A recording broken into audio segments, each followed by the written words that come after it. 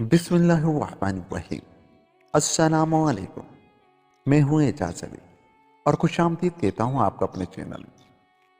چلتے ہیں آج کی کہانی کی طرف۔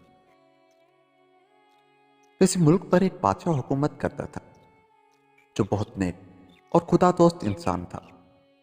وہ ہمیشہ اپنی رعایا کا خیال رکھتا اور ان پر کسی قسم کا ظلم نہ ہونے دیتا تھا۔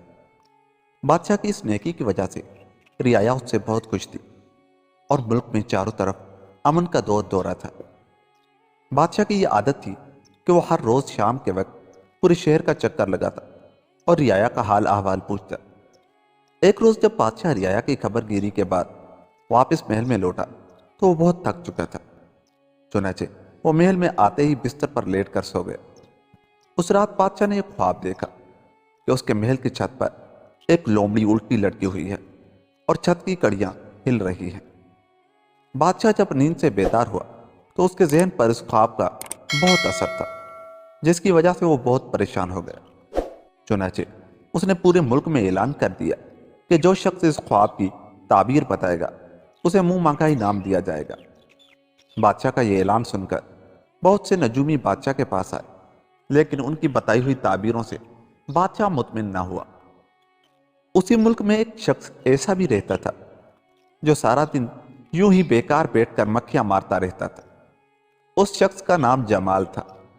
جمال نے بادشاہ کا اعلان سنا تو اس کے دل میں بھی انعام حاصل کرنے کی خواہش پیدا ہوئی۔ چنانچہ وہ شہر سے باہر جنگل میں چلا گیا جہاں ایک بزرگ رہتے تھے۔ وہ بزرگ دن رات عبادت الہی میں مصروف رہتے تھے۔ جمال نے ان بزرگ کے پاس جا کر انہیں بادشاہ کا خواب سنایا اور اس کی تعبیر دریافت کی۔ بزرگ نے جمال کو بتایا کہ بادشاہ کی خواب کی تعبیر یہ ہے کہ عنقریب اس کی رعایا میں مکاری، عیاری اور دھوکے بازی پیدا ہو جائے گی اور کوئی بھی شخص اس سے محفوظ نہ رہ سکے گا۔ جمال یہ تعبیر سن کر بہت خوش ہوا اور اس نے بزرگ سے وعدہ کیا کہ وہ انعام کی آدھی رقم ان کی خدمت میں بطور نذرانہ پیش کرے گا۔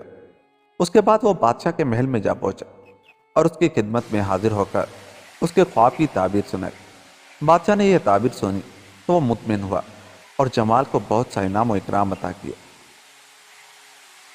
بادشاہ سے ڈھیروں مال لے کر جمال کے دل میں لالچ پیدا ہو گیا اور وہ بزرگ کی خدمت میں حاضر ہو کر آدھا انعام پیش کرنے کے بجائے سیدھا اپنے گھر آ گیا اور عیش سے زندگی کے مزے لوٹنے لگا۔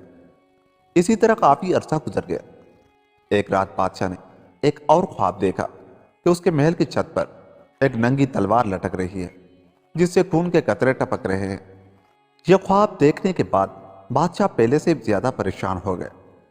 چنانچہ اس نے فوراً جمال کو اپنے محل میں طلب کیا اور اس سے خواب کی تعبیر دریافت کی۔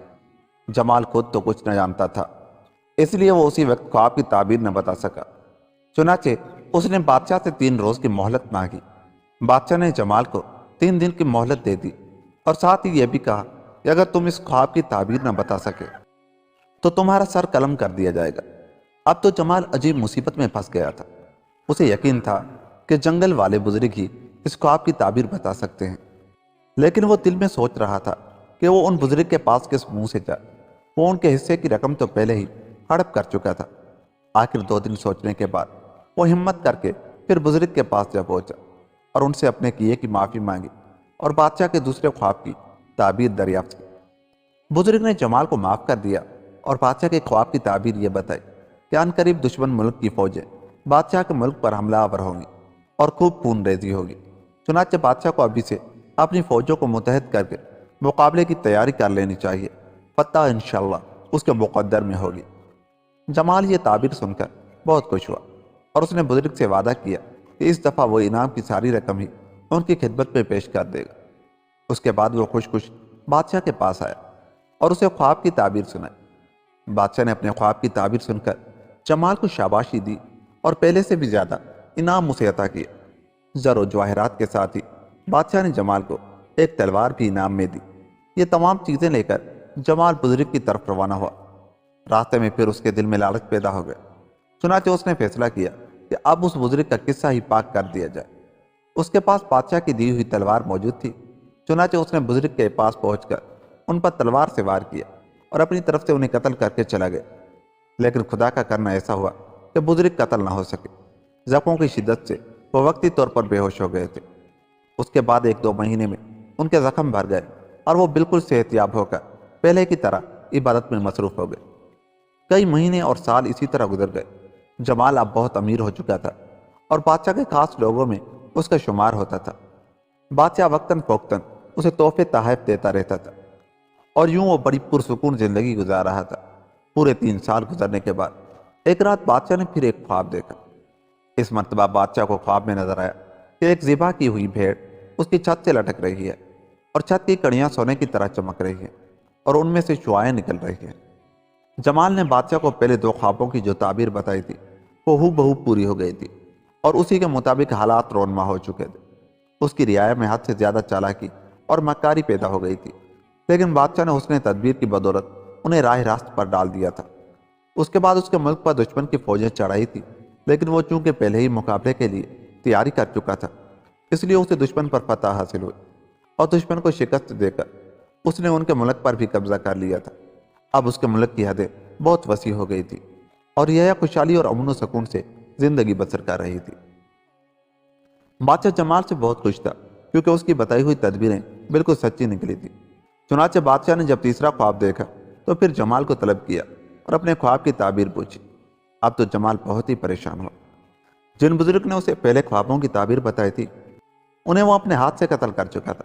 چنانچہ اس نے بادشاہ سے پھر 3 دن کی مہلت مانگی اور گھر آ کر اپنے کمرے میں بند ہو کر بیٹھ گیا۔ اس کی سمجھ میں کچھ نہ آ رہا تھا کہ اب وہ کیا کرے۔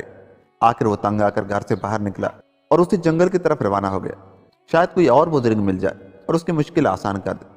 جمال پریشان حالت میں جنگل کی طرف جا رہا تھا کہ اچانک اسے اپنے سامنے وہی بزرگ نظر آئے جنہیں وہ اپنی دانست میں قتل کر چکا تھا۔ بزرگ کو اپنے سامنے زندہ سلامت دیکھ کر جمال حیران رہ گیا۔ اس وقت اس کی یہ حالت تھی کہ زمین پھٹ جائے اور وہ اس میں سما جائے۔ وہ شرم سے پسینہ پسینہ ہو رہا تھا، چنانچہ اس نے ندامت سے اپنا منہ چھپا لیا۔ بزرگ کا سامنا کرنے کی اس میں ہمت نہ تھی۔ کافی دیر تک جمال کی یہی حالت رہی کہ بزرگ کی یہ آواز اس کے کان میں پڑی، بیٹا میرے قریب تو آؤ، تم کچھ پریشان دکھائی دے رہے ہو۔ بزرگ کے ان الفاظ نے جمال کی ہمت بندھائی اور وہ دوڑ کر ان کے پاؤں پر گر پڑا اور روتے ہوئے ان سے اپنی حرکتوں کی معافی مانگی۔ بزرگ نے جمال کو ہاتھ سے پکڑ کر اٹھایا اور اپنے سینے سے لگا لیا اور اس سے آنے کا مقصد دریافت کیا۔ جمال نے بزرگ کو بادشاہ کا خواب سنایا اور بتایا کہ آپ کی بتائی ہوئی تعبیروں نے مجھے بادشاہ کی نظر میں بہت بڑا مقام عطا کیا ہے۔ میں کچھ بھی نہیں تھا، لیکن آپ کی بدولت مجھے اتنا بڑا رتبہ ملا۔ بزرگ نے مسکراتے ہوئے کہا، جاؤ بادشاہ سے کہہ دو کہ اس خواب کی تعبیر یہ ہے کہ اب اسے کسی دشمن سے کوئی خطرہ نہیں اور اس کے ملک میں اب خوشحالی اور امن و امان رہے گا اور لوگ نیکی کی راہ اختیار کریں گے۔ جمال فوراً بادشاہ کی خدمت میں پہنچا اور اسے خواب کی تعبیر سنائی۔ بادشاہ اپنے خواب کی یہ تعبیر سن کر بہت خوش ہوا اور اس نے جمال کو بہت سا انعام دینے کے علاوہ اسے اپنا وزیر بھی مقرر کر لیا۔ جمال سارا انعام لے کر بزرگ کی خدمت میں حاضر ہوا اور ان کے سامنے زر و جواہرات کے ڈھیر لگا دیے۔ بزرگ نے اتنا سارا سونا اور چاندی دیکھ کر مسکراتے ہوئے جمال سے کہا، یہ چیزیں میرے کس کام کی ہیں، جاؤ یہ سب کچھ تمہارا ہے۔ جمال نے بزرگ کے سامنے ہاتھ جوڑتے ہوئے گڑ گڑا کر اپنے پچھلے تمام گناہوں کی معافی مانگی۔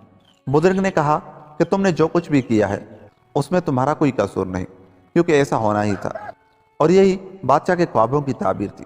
تم نے پہلے مجھے انعام کا آدھا حصہ نہ دے کر بادشاہ کے پہلے خواب کو پورا کیا، پھر مجھ پر تلوار اٹھا کر بادشاہ کے دوسرے خواب کو پورا کیا، اور اب تم دیانت داری اور نیکی کی مثال قائم کر کے بادشاہ کے تیسرے خواب کو بھی پورا کر رہے ہو۔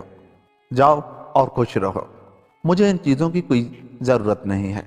فقیروں کو ان چیزوں سے بھلا کیا سروکار ہوگا، وہ تو اللہ کی خلوص دل سے عبادت کرتے ہیں اور اللہ ہی ان کا نگہبان اور ان کا پالنے والا ہے۔